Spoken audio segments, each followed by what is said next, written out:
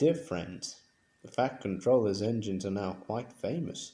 They have been on the wireless and had many other adventures, but he had another plan too for his engines, and this book will tell you what it was. The author.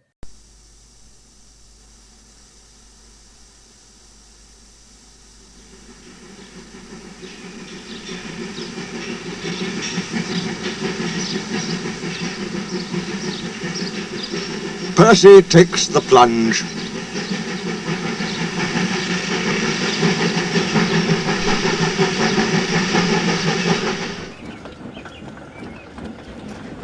Sometimes Percy takes stone trucks to the other end of the line.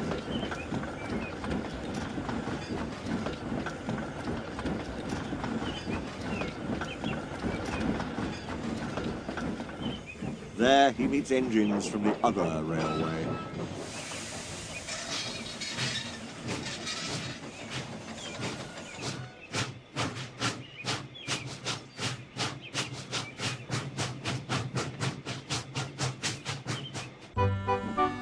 One day, Henry wanted to rest in the shed, but Percy was talking to some tank engines.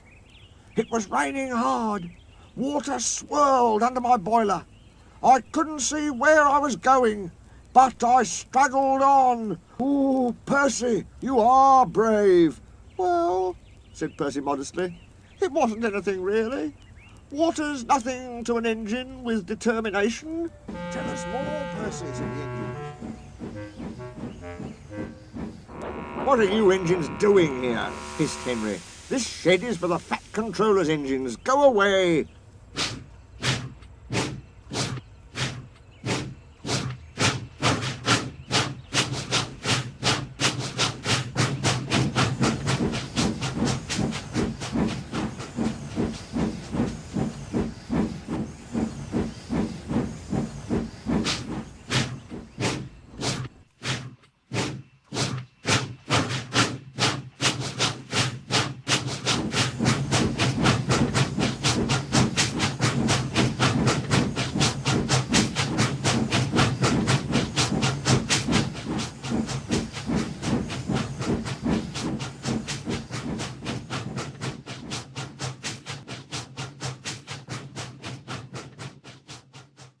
Silly things, Henry snorted. They're not silly. Percy had been enjoying himself. He was cross because Henry had sent them away. They are silly, and so are you. Water's nothing to an engine with determination. Pah! Anyway, said cheeky Percy, I'm not afraid of water.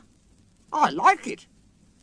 He ran away singing, once an engine attached to a train was afraid of a few drops of rain. Percy arrived home feeling pleased with himself. Silly old Henry, he chuckled.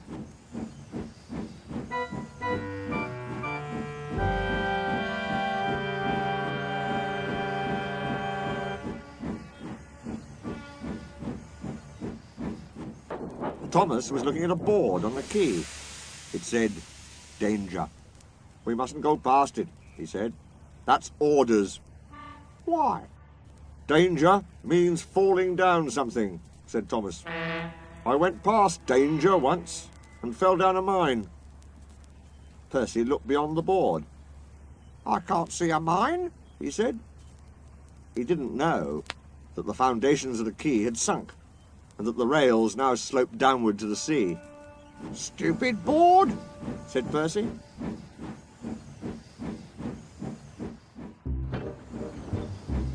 For days and days he tried to sidle past it.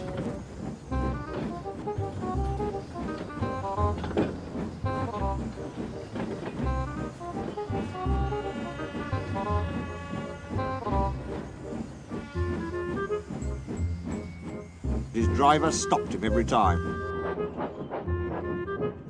No, you don't, he would say.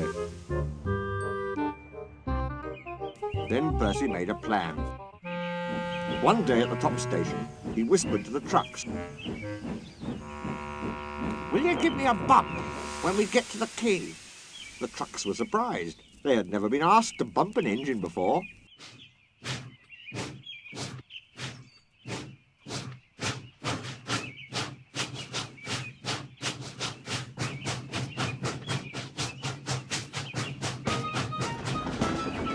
they giggled and chatted about it the whole way down.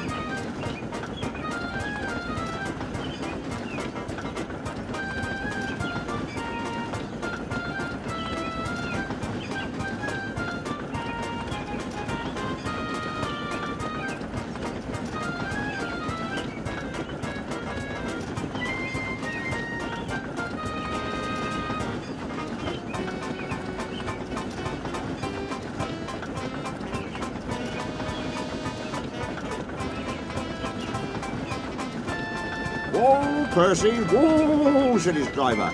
But Percy checked obediently at the distant signal. "Driver doesn't know my plan," he chuckled. On. Laughed the trucks. Percy thought they were helping.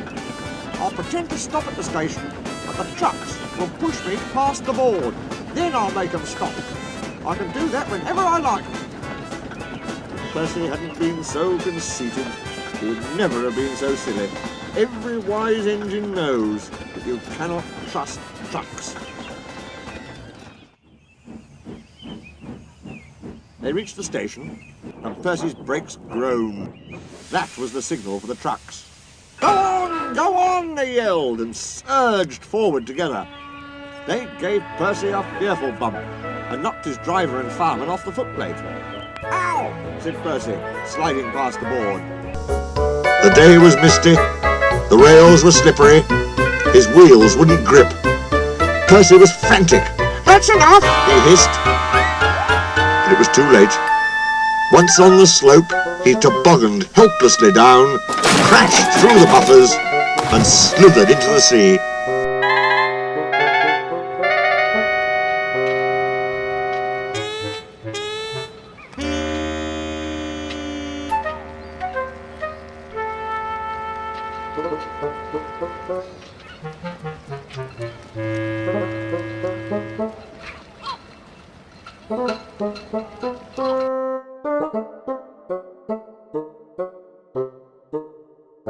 "You are a very disobedient engine." Percy knew that voice. He groaned. The foreman borrowed a small boat and rowed the fat controller around. "Please, sir, get me out, sir. I'm truly sorry, sir." "No, Percy, we cannot do that till high tide. I hope it will teach you to obey orders." "Yes, sir." Percy shivered miserably. He was cold. Fish were playing hide-and-seek through his wheels. The tide rose higher and higher. He was feeling his position more and more deeply every minute.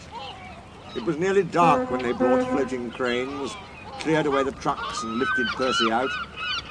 He was too cold and stiff to move by himself, so he was sent to the works next day on Henry's goods train. Well, chuckled Henry. "Did you like the water?" "No." "I am surprised. You need more determination, Percy. Water's nothing to an engine with determination, you know.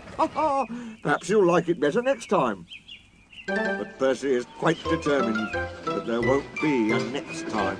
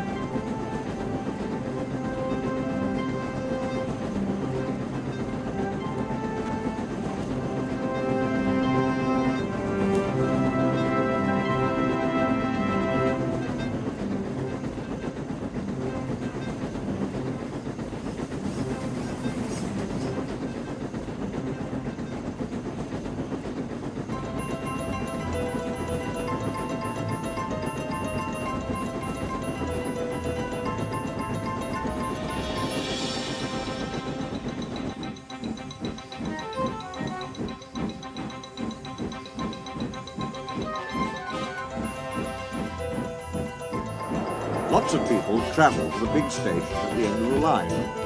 Engines from the other railways sometimes pull their trains. These engines stay the night and go home next day. Gordon was talking one day to one of these. "When I was young and green," he said, "I remember going to London. Do you know the place? The station's called King's Cross." "King's Cross?" snorted the engine. "London's Euston. Everybody knows that." "Rubbish," said Duck. "London's Paddington." "I know. I worked there." They argued till they went to sleep. They argued when they woke up. They were still arguing when the other engine went away.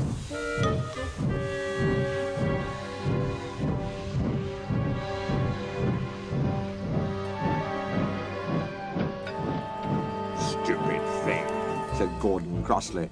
"I've no patience." "Stupid yourself," said Duck. "London's Paddington. Paddington, do you hear?" "Stop arguing," James broke in. "You make me tired. You're both agreed about something anyway." "What's that?" "London's not Euston," laughed James. "Now shut up." Gordon rolled away, still grumbling.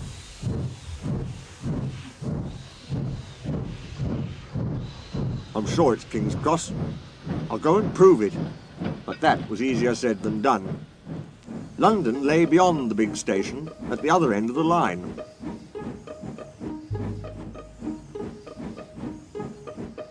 Gordon had to stop there. Another engine then took his train.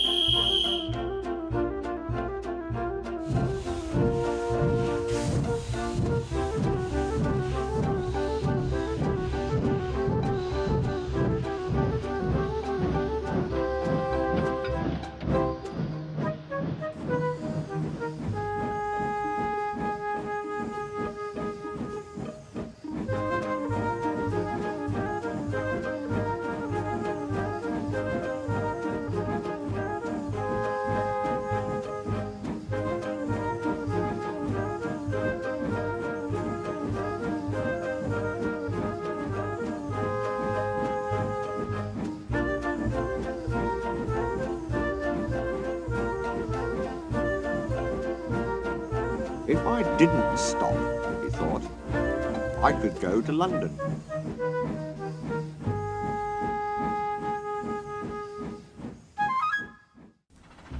One day he ran right through the station.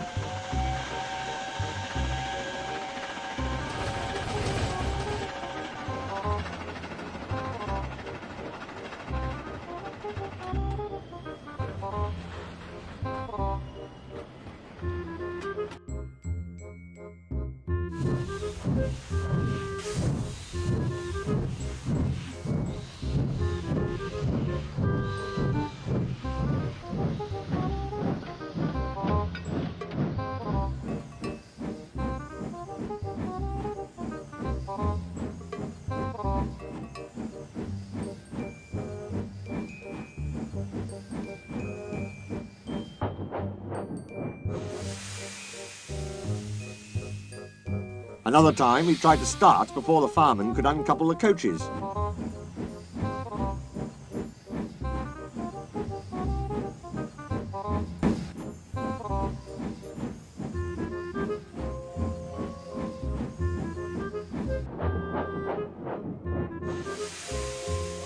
He tried all sorts of tricks.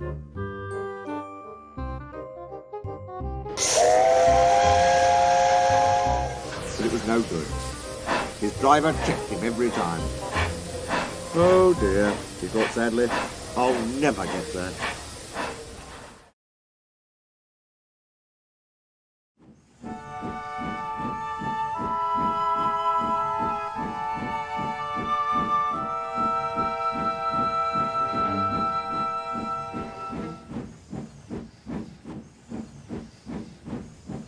One day, he pulled the express to the station as usual.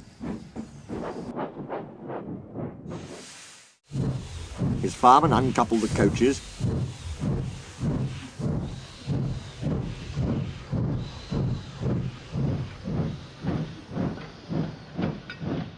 and he ran onto his siding to wait till it was time to go home. The coaches waited and waited at the platform, but their engine didn't come. A porter ran across and spoke to Gordon's driver. "The inspector's on the platform. He wants to see you." The driver climbed down from the cab and walked over to the station. He came back in a few minutes looking excited. "Hello," said the fireman. "What's happened?" "The engine for the express turned over when it was coming out the yard."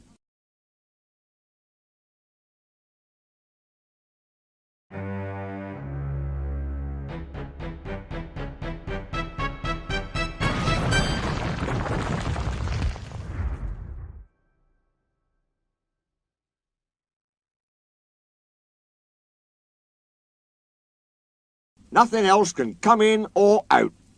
They want us to take the train to London. I said we would if the Fat Controller agreed. They telephoned, and he said we could do it. How's that? "Fine," said the fireman.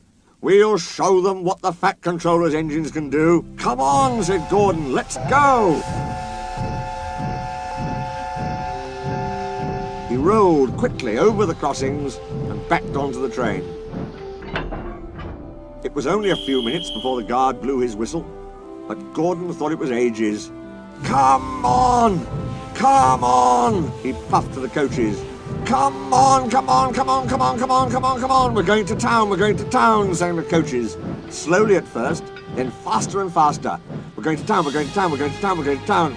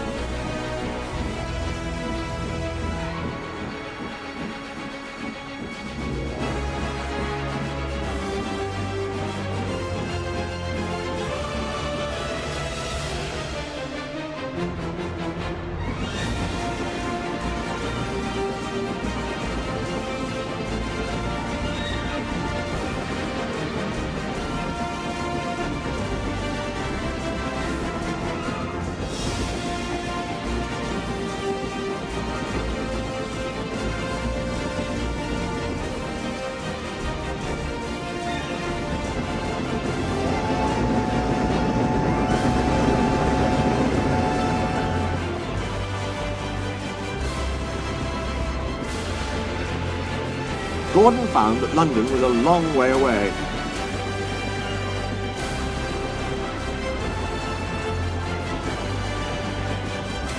"Never mind," he said.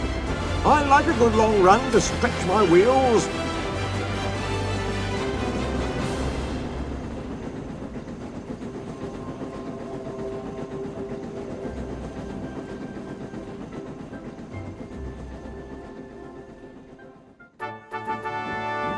But all the same, he was glad when London came in sight.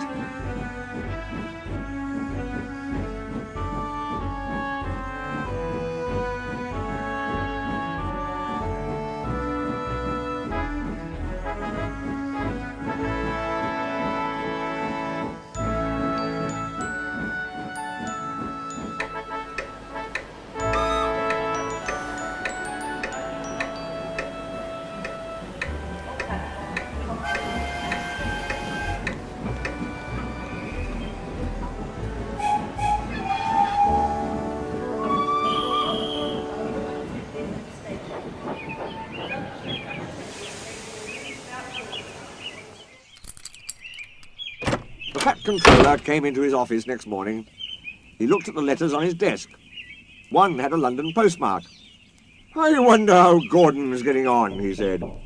The station master knocked and came in. He looked excited. "Excuse me, sir, have you seen the news?" "Not yet, why?" "Oh, just look at this, sir." The Fat Controller took the newspaper. Good gracious me, he said. There's Gordon. Headlines too. Famous engine at London station. Police called to control crowds. The Fat Controller read on, absorbed. Gordon returned next day.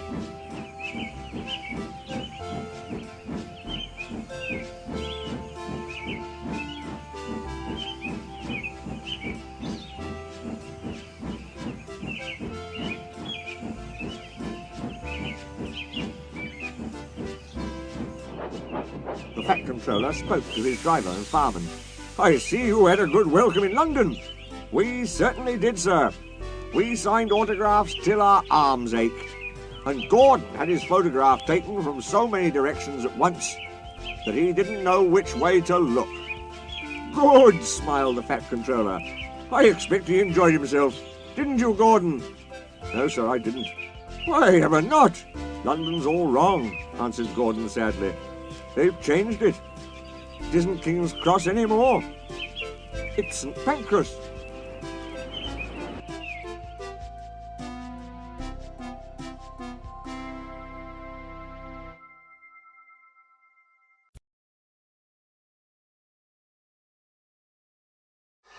The Fat Controller gave Gordon a rest when he came back from London.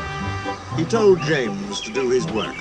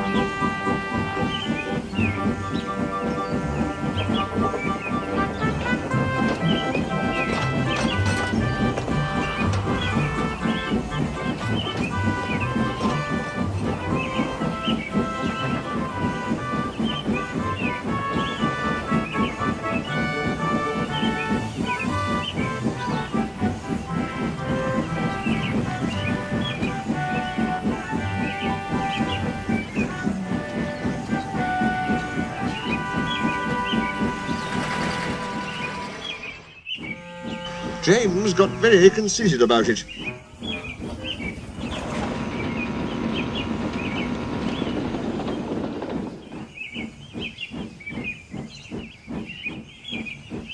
You know, little Toby, he said one day, I'm an important engine now. Everybody knows it. They come in crowds to see me flash by. The heaviest train makes no difference.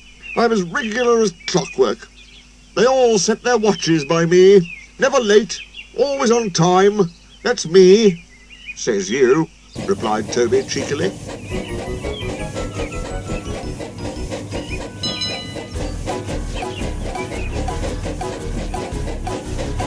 Toby was out on the main line. The Fat Controller had sent him to the works. His parts were worn. They clanked as he trundled along.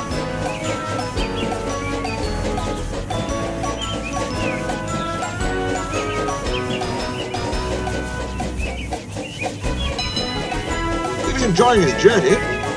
He was a little engine, and his tanks didn't hold much water, so he often had to stop for a drink.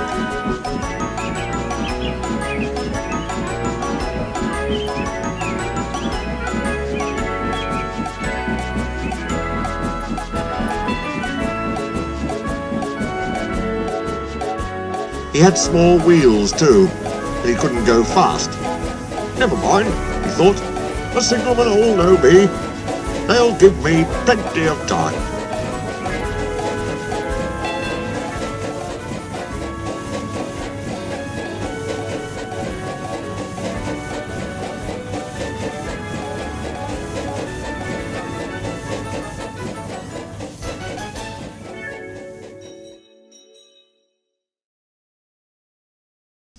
But a new signalman had come to one of the stations. Toby had wanted to take Henrietta, but the Fat Controller had said, "No! What would the passengers do without her?"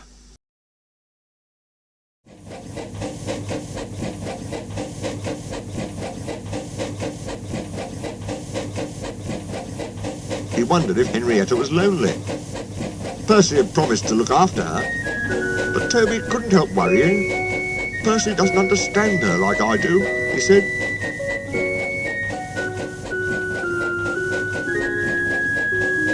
He felt thirsty and tired. He had come a long way.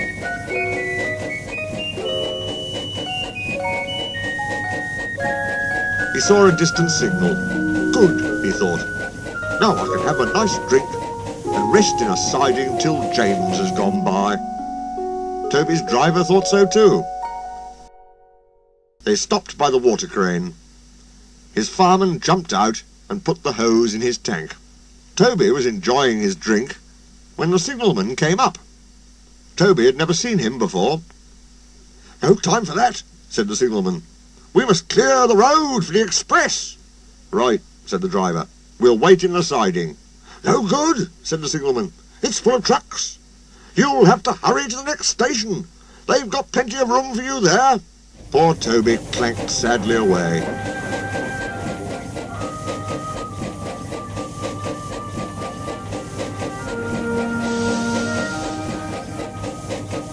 I must hurry, he panted. But hurrying used a lot of water, and his tanks were soon empty.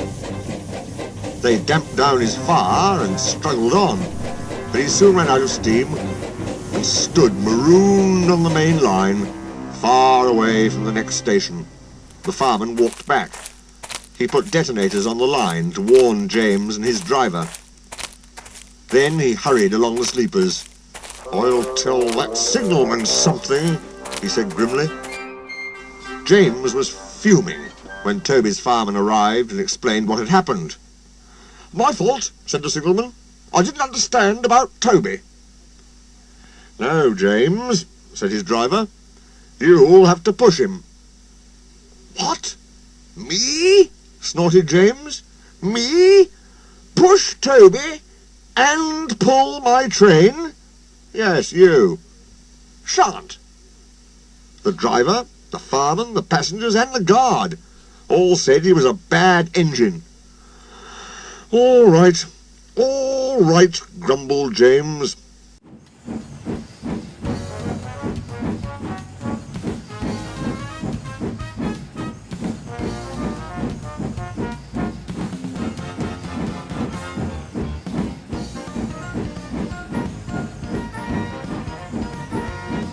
He came up behind Toby and gave him a bump. "Get on, you," he said crossly.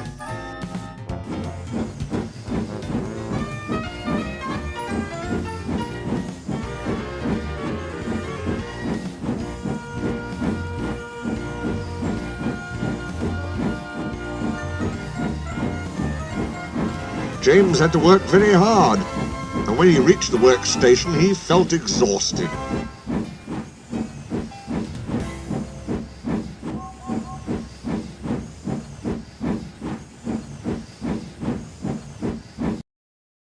Some little boys ran along the platform. "Coo," said one. "The express is late. A double-header, too. Do you know what I think?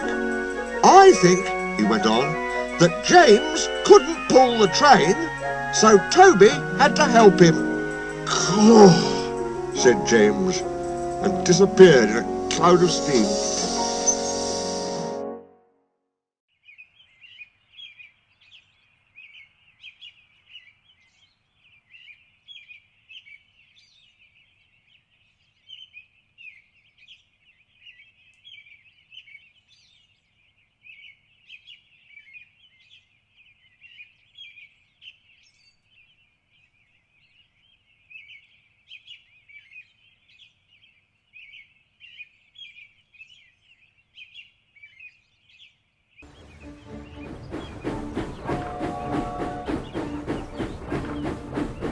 One evening, Thomas brought his last train to the junction.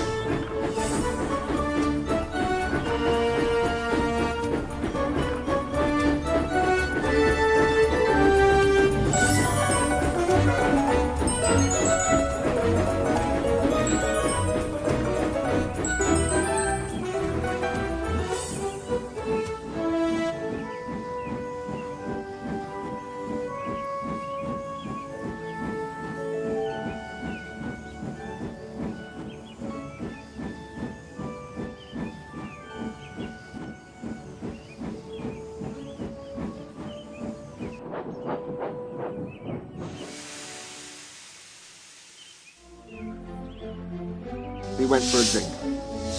"I'm going to the big station," he said to Percy and Toby. "So are we," they answered. "Do you know," Percy went on, "I think something's up." Toby looked at the sky. "Where?" "Down here, silly," laughed Thomas. "How?" asked Toby reasonably. "Can something be up when it's down?"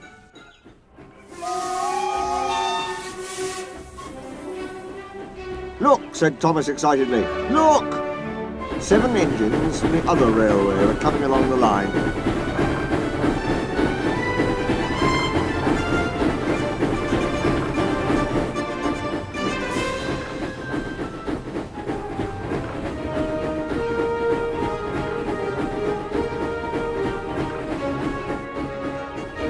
"Hello, Ginty," whistled Percy. "Hello, Pug. They're friends of mine," he explained. "I don't know the others."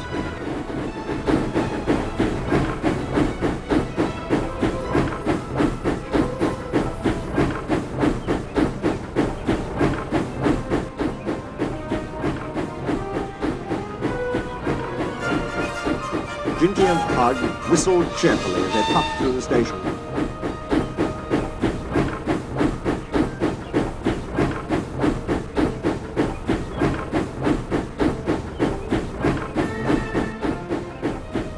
"What is all this?" asked Thomas.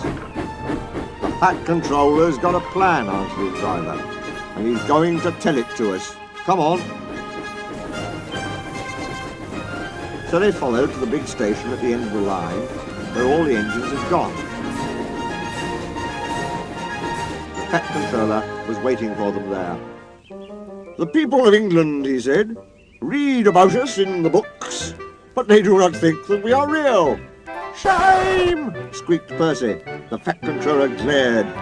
Percy subsided.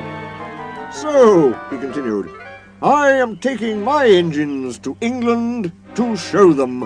Hooray, hooray, hooray, hooray, hooray!" The engines whistled. "Silence!" he bellowed. "We start the day after tomorrow at 8 a.m. Meanwhile, as these engines have kindly come from the other railway to take your place, you will show them your work tomorrow." Next day, as Annie and Clarabel were going to England too, Thomas and Ginty practised with some other coaches.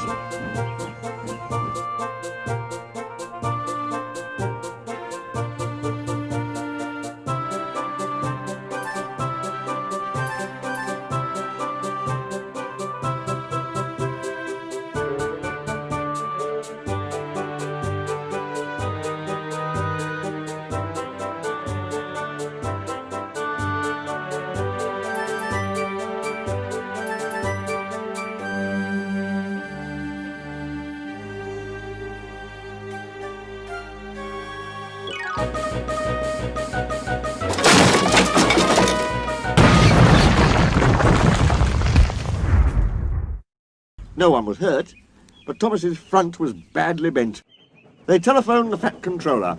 "I'll send up some men," he said, "but if they can't mend Thomas in time, we'll go to England without him." Next morning, the engines waited at the junction. Henrietta stood on a siding. The Fat Controller had called her a curiosity. "I wouldn't dream of leaving you behind," he said. "I'll fit you up as my private coach." She felt very grand. Gordon, James and Henry were in front. They whistled impatiently. The Fat Controller paced the platform. He looked at his watch. "1 minute more," he said. "Beep, beep, beep!" whistled Thomas, panted into the station. Annie and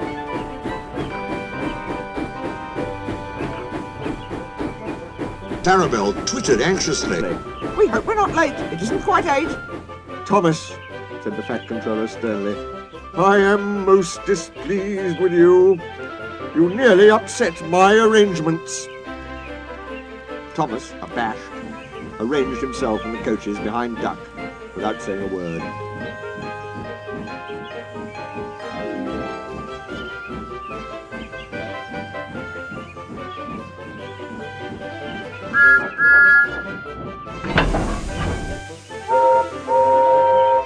Guard blew his whistle, and waved his flag. The engines whistled, "Look out, England, here we come!" and the cavalcade puffed off.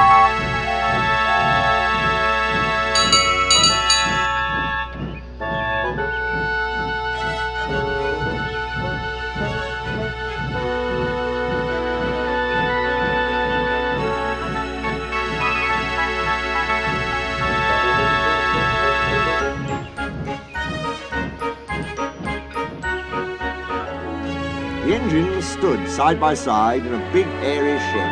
Hundreds of people came to see them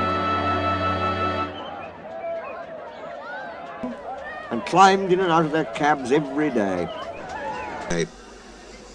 They liked it at first, but presently felt very bored and were glad when it was time to go. The people along their line put the flags out and cheered them home. "We are glad to see you," they said. "Those others did their best, but they don't know our ways. Nothing anywhere can compare with our Fat Controller's engines."